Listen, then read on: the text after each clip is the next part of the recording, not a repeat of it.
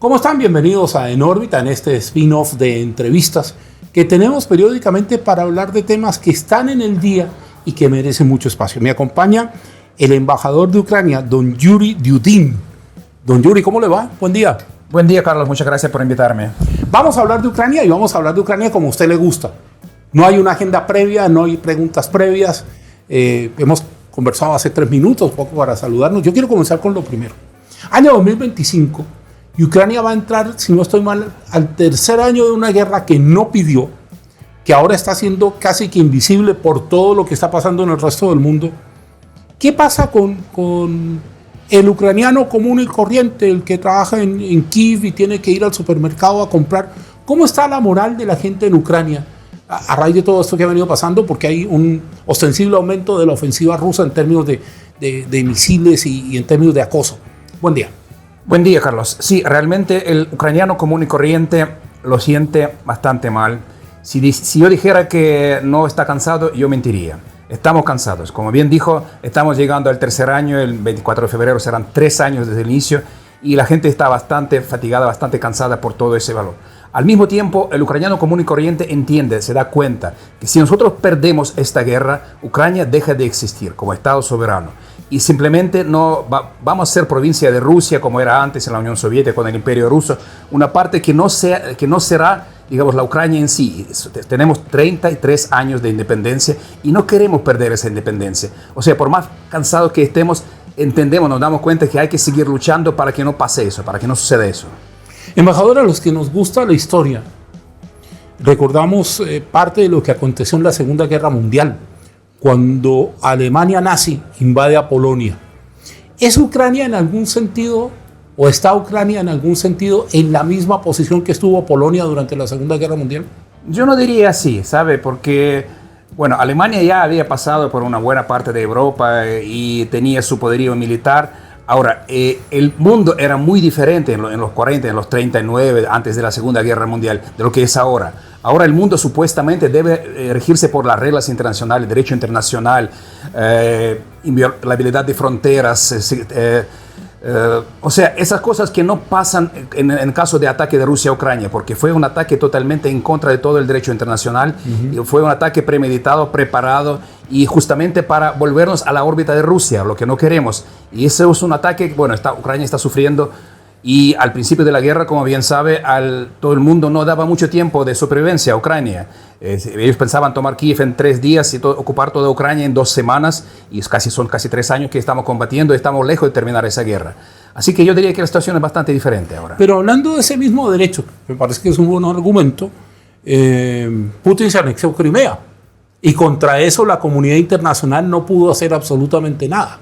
Eso sí, eso es verdad. Realmente la respuesta de la comunidad internacional fue muy flaca, muy débil. Algunas sanciones que no le hicieron mucho daño a la economía rusa, el repudio internacional, las resoluciones de la ONU aprobadas con la mayoría absoluta, más de 100 países aprobaron las resoluciones de la Asamblea General, que no son vinculativas, y esas resoluciones, y que no le hacen a Putin cambiar de su estrategia. Usted tiene toda razón. Esa respuesta no fue lo suficientemente fuerte como para disuadirlo de atacar Ucrania de fuerte. Una de las cosas que Putin tiene y a uno le llama mucho la atención es esta habilidad que tiene para generar desinformación, para generar versiones encontradas. Y entonces uno se encuentra con que un país que tiene legítimo derecho a defenderse, cualquier país que sea agredido lo tiene, súbitamente ve enredados a sus líderes en muchas versiones. ¿Cómo se puede contrarrestar eso y cómo sienten ustedes que la prensa occidental, en el mejor de los sentidos, occidental digo, no rusa, se ha comportado con ustedes? Bueno, sabemos que la máquina propagandística rusa es muy fuerte, es muy bien financiada y tiene mucho poderío en el sentido de que puede producir esos fake news en serie, en cadena. Lo vimos, por ejemplo, en el caso del derribo del avión MH17 de Malaysian Airlines, que se produjeron decenas de versiones diferentes solo para disuadir, solo para, hacer otra cosa. Confundir exactamente a la opinión pública. Y en todos los sentidos Rusia hace eso. ¿Cómo se puede contrarrestar eso? Pues hablando la verdad, pero de la forma más contundente, más masiva, presentando los hechos y que no son irrefutables, números, etcétera. La prensa occidental en su mayoría sí, bueno, está bastante objetiva, bastante imparcial, diría yo, pero sí hay algunos medios, inclusive en el occidente, en Europa, que sí son pasibles de las narrativas rusas y transmiten esas narrativas rusas falsas, pero hay que combatirlo, sí. El presidente Zelensky, cuando uno revisa su trayectoria, siempre le llama la atención que no creo que en ningún minuto de la vida Zelensky haya pensado que le iba a tocar encabezar una guerra. No, seguramente que no. Las veces que usted ha podido hablar con su presidente, ¿siente de alguna manera que tiene las manos atadas y que quisiera hacer más cosas y literalmente no puede por falta o de material o de hombres? ¿Cómo ve usted que el presidente interpreta su encrucijada? La verdad es que no he podido hablar con él muchas veces, pero sí estuve algunas veces con él, precisamente antes de venir a Chile, y yo lo vi una persona muy cambiada con relación a lo que era antes de la guerra. Era una persona muy sufrida, una persona que tiene en sus hombros una carga muy grande de llevar a cabo esta guerra, y realmente se ve que las decisiones que él toma, le cuesta tomar esas decisiones. Pero sí, sin embargo, la persona que sigue tomando decisiones, que sigue liderando esta guerra, y a mí me parece que, bueno, por supuesto que no le hubiera gustado estar en esa situación, pero una vez que está y que no ha huido al principio de la guerra, que le propusieron algunos aliados, por ejemplo, salvarlo, sacarlo de Kiev, pero él no lo hizo. Así que él continuó, sigue ahí y sigue llevando ese peso que siento que le es muy difícil llevarlo, pero sí lo sigue haciendo. Hay un detalle de todo esto, ¿no? Durante la guerra, el presidente Zelensky ha destituido a varios altos mandos. Y dentro de esas destituciones hay un par de versiones que hablan incluso de corrupción por un lado y de falta de desempeño por otro. ¿Qué tan ciertas son esas versiones y qué tanto han afectado el esfuerzo ucraniano en la guerra? El presidente Zelensky es muy exigente con el personal, con el mando militar, con el mando político, inclusive con los embajadores. Yo lo sentí cuando tuve entrevista con él. Me hizo muchísimas preguntas sobre esa región, sobre Chile, sobre Latinoamérica, sobre cómo podemos hacer esta región ser más apoyante a Ucrania, etc. Pero sí, realmente él, si siente que una persona no cumple con las expectativas, él lo destituye sin más. O sea, no, es una persona que es muy decisiva, muy resuelto, y no vacila en cambiar la persona si siente que el desempeño no es lo suficientemente alto. Cuanto a la corrupción, sí, es una herencia muy grande de la Unión Soviética. Bueno, pasamos 80 años dentro de la Unión Soviética. La corrupción era enorme en todas las esferas, inclusive en la esfera de hospitales, escuelas, etcétera. Y es muy difícil erradicarla. Sí, se está luchando, se está combatiendo, se crearon varios órganos, y cuando se saben los casos de corrupción, son perseguidos, las personas son presas, son arrestadas, son enjuiciadas. O sea, hay una lucha contra eso. Lo que pasa es que es un proceso que lleva mucho tiempo. El día a día de Kiev, una persona se prepara desayuno, toma su café, qué sé yo, trabajan normalmente, van a sus trabajos como, no sé, mi editor Tomás Pardo, como yo, que venimos al canal, o como usted que viene en desempeño de su trabajo, tiene una entrevista conmigo, o la rutina normal se ha ido alterando de acuerdo a la guerra. La rutina normal se ha ido alterando en el sentido de que hay muchas veces cuando esa rutina es interrumpida por sirenas de ataques aéreos. Y los habitantes de Kiev ya nos habituamos que, bueno, ver en los celulares, por ejemplo, tenemos una aplicación especial que nos muestra que si vienen los drones, que normalmente son derribados antes de llegar a la ciudad y no hacen mucho daño, y la gente continúa con su rutina. Lo que sí, durante el alarme se para el transporte público. Otro transporte funciona, pero el transporte público se para y no puede continuar hasta que se dé el público de superficie. Sí, y también, sí, de superficie. Las estaciones del metro subterráneas sirven como refugios. Como búnkers. Como búnkers. Pero si uno ve que, por ejemplo, hay un ataque misilístico, un ataque de misiles balísticos, que son pocos minutos que llegan, no son los drones que son los muy lentos, ahí sí uno tiene que bajar a la estación del metro, a un refugio que casi todas las casas, escuelas, todo tienen refugios subterráneos ahora, y esperar a que pase ese tiempo. Esa es la alteración de la rutina normal. En lo demás, si no hay eso, seguimos con nuestra rutina. Hay restaurantes funcionando, cines, teatros y lo demás. Pero si uno está en el teatro y hay, por ejemplo, alarma, se interrumpe la función y los espectadores tienen que bajar al refugio también y esperar. Y después vuelve. Y después vuelven, sí.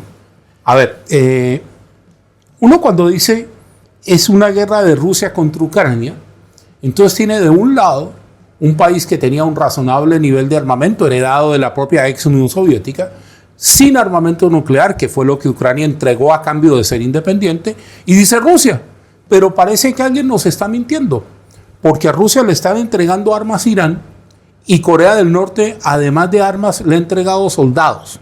Hablemos un poco de Corea del Norte. ¿Tomó a Ucrania por sorpresa que Corea del Norte entrase a darle tropas a Putin para combatir?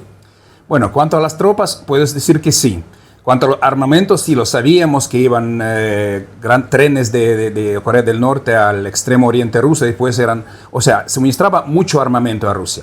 Cuanto a las tropas, fue una decisión un poco inesperada para todo el mundo y hablamos de unos 12.000 norcoreanos que están en la región de Kursk, principalmente en esta región que fue incursada por Ucrania, combatiendo junto con los rusos. Inclusive hoy el presidente Zelensky, que está en Alemania, él habló que hay 4.000 norcoreanos ya muertos, soldados, o sea, en esta operación de Kursk. Y realmente es una internacionalización del conflicto muy grande, porque una cosa es suministrar armas, otra cosa es mandar directamente a la gente que va a pelear, que va a morir, que va a ser muerta en la guerra. Ya tenemos casos de presos norcoreanos, ya tenemos casos de muchos muertos con documentos de fotos y lo demás. O sea, es una postura, una arista totalmente nueva de esta guerra, esa parte de internacionalización. Cuando hablamos de armas, uno inevitablemente tiene que decir Estados Unidos y OTAN y varias líneas rojas que se fueron moviendo en el camino, ¿no? La primera línea roja era no les vamos a dar armamento pesado, aparecieron misiles de alcance intermedio, no, del limitado alcance intermedio después. Después llegaron los tanques, después llegaron los aviones. ¿Ha pensado el presidente Zelensky en algún minuto pedirle a la OTAN que lo apoye con tropas como hizo Putin con Norcorea? Bueno, sabemos que esto es inviable desde el punto de vista de la propia OTAN, porque muchos líderes de la OTAN dijeron que no van a pelear sus tropas en Ucrania. Lo que sí nos estamos pidiendo, y el presidente Macron lo ofreció, es poner un grupo de observadores militares a lo largo de la línea de conflicto cuando se llegue a una tregua, a una paz, para monitorear justamente la observación de esta paz. Pero esta idea también está en discusión porque hay algunos países como Francia que lo apoyan y Polonia que no lo apoya. O sea, está en discusión cuántas personas, cuántos efectivos necesitaríamos, porque la línea de combate es de 1.300 kilómetros. Un poquito larga. Un poquito larga. Se necesitarían miles y miles de efectivos de europeos o norteamericanos, principalmente europeos, porque Estados Unidos no quiere mandar. Y eso es una cosa que está en discusión, pero no para combatir, no. Decimos que los ucranianos nos podemos combatir nosotros, dennos armas y los podemos utilizar nosotros. Pero para monitorear la paz, sí, ahí necesitaríamos una fuerza. Oiga, la paz es una palabra muy bonita, ¿no? Son 3 letras preciosas, a todos nos gusta, pero parece que la paz está dando vueltas en Ucrania y no aterriza y no llega. ¿Qué pide Ucrania para que haya por lo menos un cese al fuego? Mire, para nosotros lo importante es que dejen de bombardear nuestras ciudades, es que saquen sus tropas de los territorios ocupados después del 22, que desocupen, que liberen los territorios, que respeten la integridad territorial.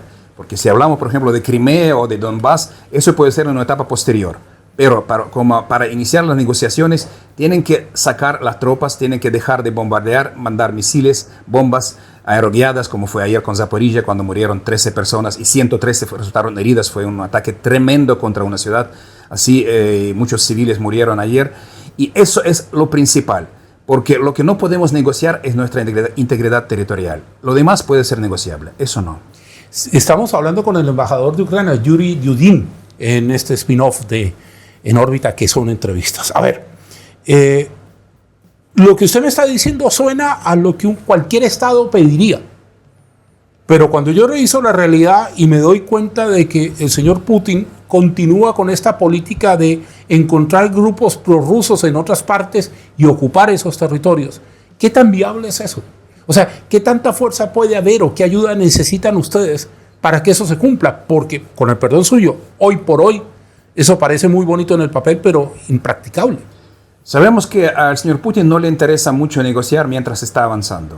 Está avanzando en algunas regiones de Donbass ucraniano y ocupando algunos terrenos, pero nosotros también hemos hecho incursión en la región de Kursk de Rusia y fue la primera vez desde la Segunda Guerra Mundial que una tropa extranjera entró en el territorio ruso y lo seguimos manteniendo a una buena parte. Hicimos una contraofensiva nueva hace pocos días, estamos avanzando y eso podría ser, digamos, también y no necesitamos esas tierras, déjeme decirlo bien claro. No necesitamos la región de Kursk para tenerlo como parte de Ucrania, ni mucho menos. Queremos es recuperar nuestros territorios, nuestras tierras. Pero eso podría servir también como una moneda de troca, moneda de cambio, perdón, en las futuras negociaciones. Si quieren liberar su región, que liberen también las nuestras. O sea, podemos sacar las tropas y ellos saquen las suyas. Eso, además de que esta parte sirve también para asegurar las regiones fronterizas que no salgan aviones, no salgan bombas y misiles de esta parte de Kursk, que son muy cercanas a la frontera ucraniana y es muy amenazada. O sea, hay varias razones para eso.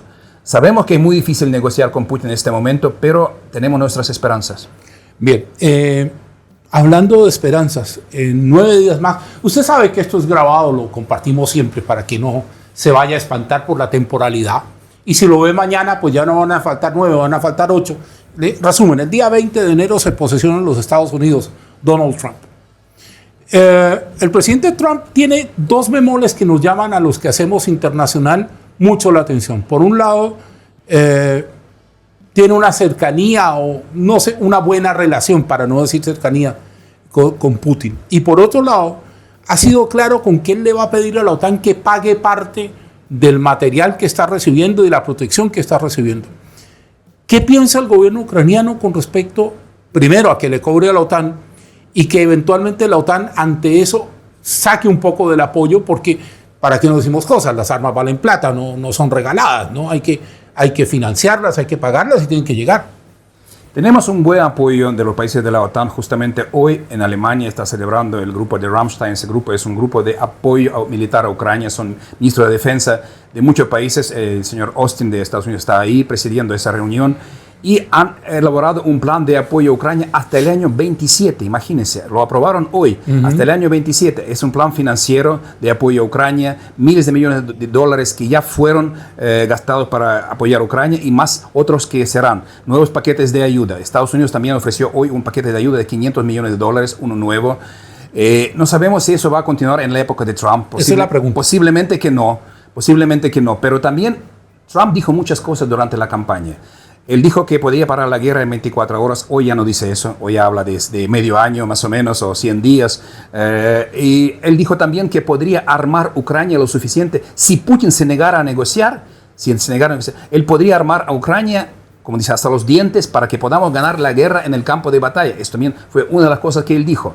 Así que no creo que al presidente Trump le conviene parecerse una persona más flaca con relación a otros líderes. Así que vamos a ver, falta pocos días, falta poco realmente. Es una incertidumbre muy grande lo que va a pasar, pero tenemos algunas esperanzas que sí, si viene el apoyo militar no puede ser tan suficiente, el apoyo político o la presión política sobre Rusia podría ser muy grande como que para obligar a Putin a sentarse a negociar. Cuando uno revisa la escena y el mapa, entonces dice Ucrania y Rusia. Y hay un actor que está callado, que está mirando, mira por aquí, mira por allá, hablan en chino, no se meten mucho, pero tienen un poder inmenso de negociación y de conducción. ¿Hay algún nivel de contacto entre el gobierno ucraniano y China? Tenemos nuestros contactos. El ministro estuvo en China, el ministro de Exteriores. Tenemos contactos a través de consejeros de los presidentes y sí, bueno, queremos que China esté de nuestro lado o mejor que esté del lado del derecho internacional. Sabemos que los chinos son muy sui generis, son una gente muy especial y que, como dice bien, están mirando desde lo arriba como los pelean ahí los de abajo, pero también sabemos que China es un gran jugador que puede jugar a favor de Ucrania. Bueno, si no le interesa mucho que Rusia ganara, porque Rusia sería un rival muy grande de China en la arena internacional.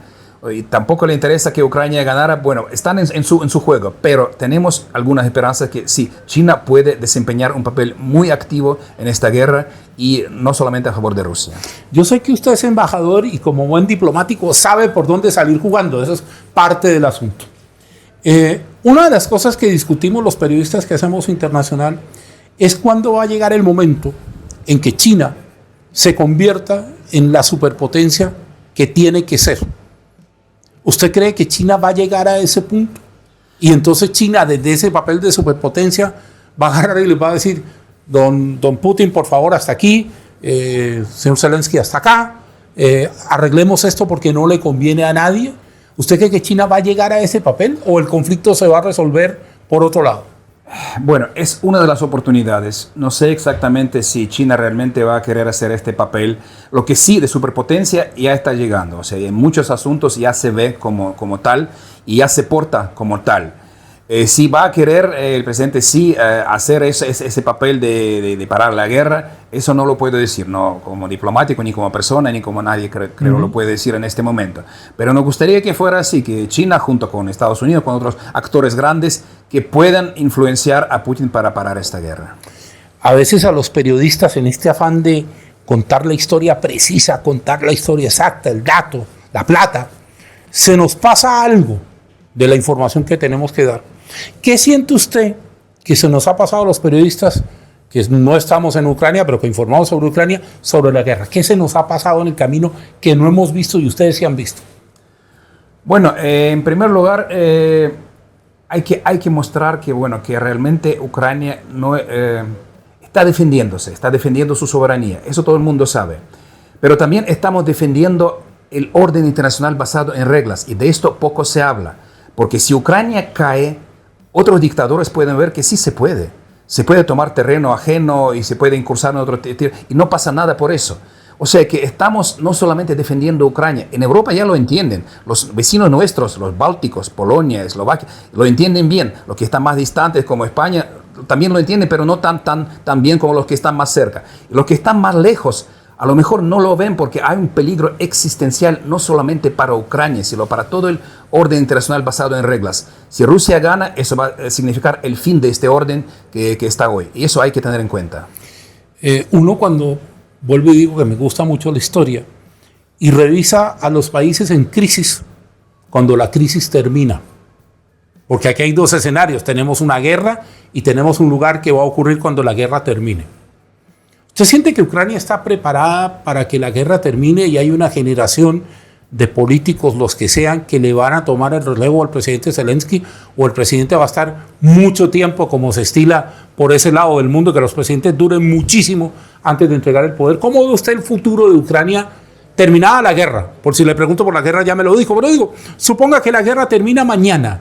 ¿Qué va a pasar en la escena interna ucraniana? Si la guerra termina mañana, en 90 días tenemos elecciones. Ahora no podemos tenerlas porque la Constitución lo prohíbe con la ley marcial, no se puede hacer elecciones. O sea, el presidente Zelensky lo dijo varias veces que él quería que haya elecciones cuando termine la guerra, en 90 días organizarlo. Ahora es muy difícil hacerlo porque hay muchos ucranianos en el exterior, hay muchos en la tropa, y es muy peligroso hacer comicios, hacer lo que sea. Pero de esas elecciones seguramente va a salir un nuevo liderazgo de Ucrania, que sí existe. Ucrania va a necesitar de una reconstrucción muy grande y para eso existen los fondos que están también recogiendo nuestros socios internacionales para reconstrucción posguerra, porque hay miles de millones de dólares que se van a necesitar para eso. Un gran trabajo. Muchas empresas extranjeras vendrán para hacer esa reconstrucción de las ciudades destruidas, de empresas destruidas. Ucrania creo que será reconstruida como un estado nuevo, como un estado más tecnológico, más moderno, porque realmente no vamos a construir las fábricas antiguas, vamos a hacer algo nuevo. Ucrania ya tiene su tecnología muy alta en los drones, por ejemplo. Producimos decenas de drones marítimos, navales, aéreos, y en ese sentido estamos muy adelantados. En otras esferas también podemos hacerlo. O sea, yo veo el futuro de Ucrania como un bastante prometedor con la ayuda de la reconstrucción de los socios extranjeros y con las tecnologías que ya tenemos y que la nueva generación de los políticos podemos llegar a ser una Ucrania muy buena. Volvamos al escenario de la guerra. Una de las cosas que a mí me ha llamado la atención es que Ucrania, desde el comienzo del conflicto, tuvo un grupo de gentes que quiso ir a luchar a Ucrania. Gente que no sé si le pagan o no le pagan, eso no lo tengo claro, me lo puede aclarar usted. Pero ¿en qué minuto de todo esto ustedes llevan una cuenta de quiénes son los extranjeros que van a combatir con ustedes al poder ruso? Porque eso lo dicen explícitamente. Y hay el caso de un soldado colombiano que murió hace 2 o 3 días, publicado por la prensa colombiana, combatiendo en medio de una escaramuza. ¿Qué tanto saben ustedes de eso? ¿Es oficial? ¿Cómo se relaciona, digamos, la guerra activa con esta milicia extranjera que está ayudando a Ucrania? Yo no hablaría de milicia extranjera. Realmente los extranjeros que combaten en Ucrania son parte de las Fuerzas Armadas de Ucrania. Se les paga dinero como a los soldados ucranianos en caso de fallecimiento o de herida.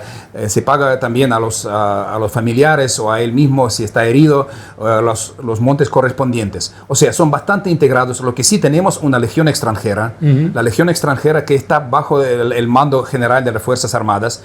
Y en esa legión sí también hay tropas, por ejemplo, hay algunos latinoamericanos que están en un batallón que todos hablan español, por ejemplo. Son colombianos, peruanos, ecuatorianos, chilenos, y todos están lo mismo.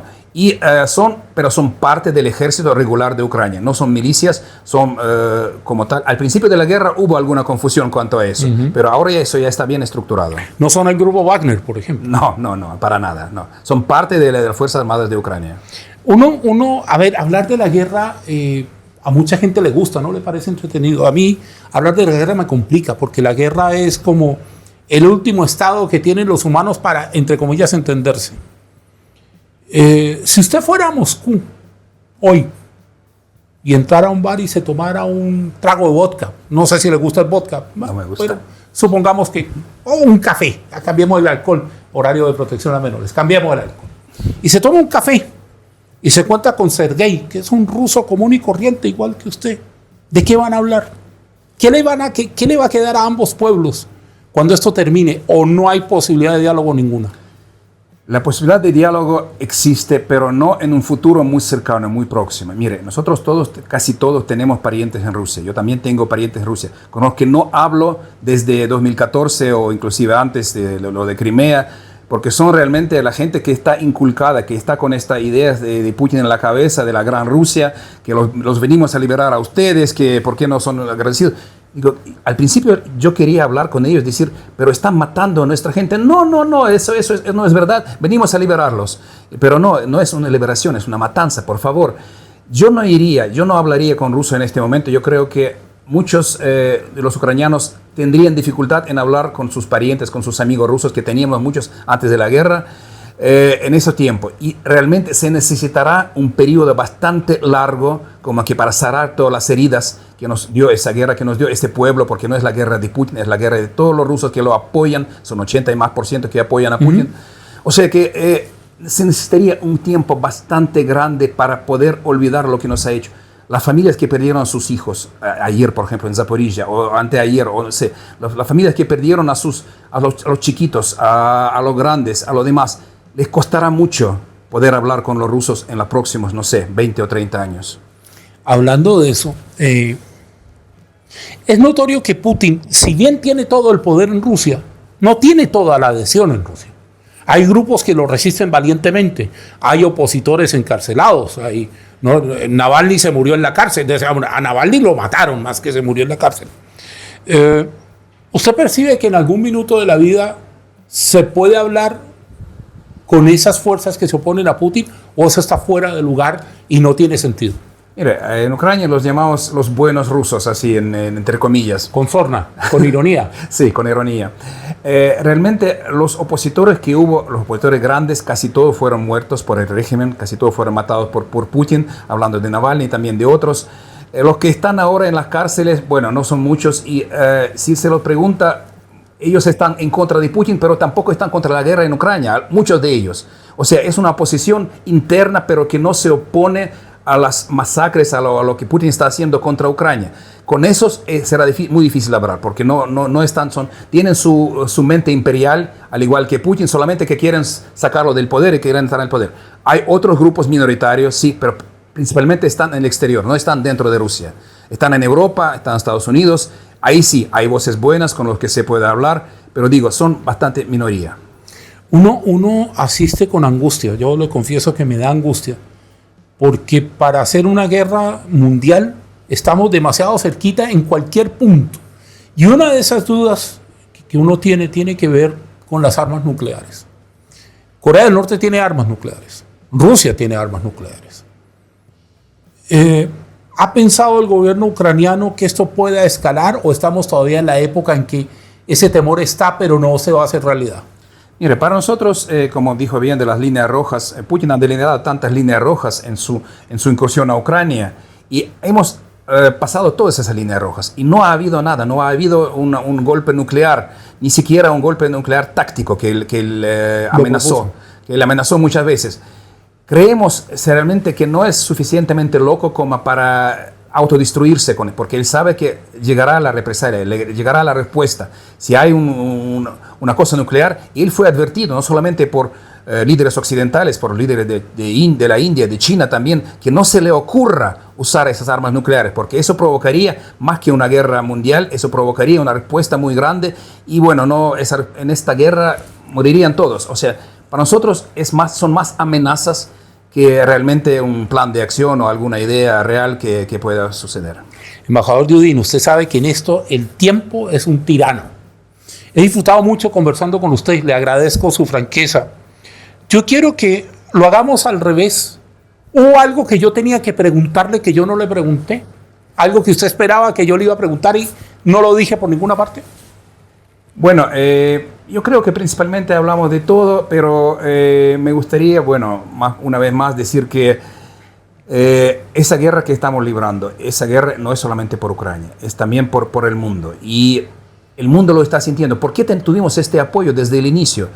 Al principio de la guerra, como dije, todos pensaban que Ucrania no iba a durar más que 2 semanas. Y nos daban muy poco apoyo en armamentos, pero cuando vieron que Ucrania está avanzando, que está recuperando sus terrenos, que está contrarrestando, nos empezaron a dar ayuda. Y esa ayuda nos está llegando hasta ahora y es muy grande y no sé si va a ser lo suficientemente fuerte en adelante con la llegada de Trump. Eso tenemos que verlo. Pero Ucrania sigue combatiendo, Ucrania sigue resistiendo. Hace 3 años que estamos en eso y estamos dispuestos a seguir luchando hasta llegar a una paz. Y yo le preguntaría, ¿por qué no me pregunta por una tregua? Me preguntaría por una paz duradera. Una tregua no nos sirve, le respondo ya a la pregunta no hecha. Le pregunto, ¿qué pasa con la tregua? La tregua no nos sirve, porque una tregua solo serviría a Putin para acumular las fuerzas, para esperar un tiempo y después volver a atacar de nuevo. Y si ocupa Ucrania, puede seguir más lejos a Polonia, a los Bálticos, lo demás. O sea, lo que nos interesa de hecho, de realidad, es una paz duradera, una paz justa y una paz estable. Eso es lo que nos interesa. Perfecto. El embajador Yudin de Ucrania que ha estado con nosotros esta mañana a nombre de Tomás Pardo, de Gabriela Valenzuela, que hoy está en otras asignaciones. Les agradecemos que estén del otro lado. Usted ya lo sabe. Puede comentar lo que usted quiera en la altura que usted y nosotros nos merecemos. Que estén bien. Nos vemos el otro jueves. Hasta luego.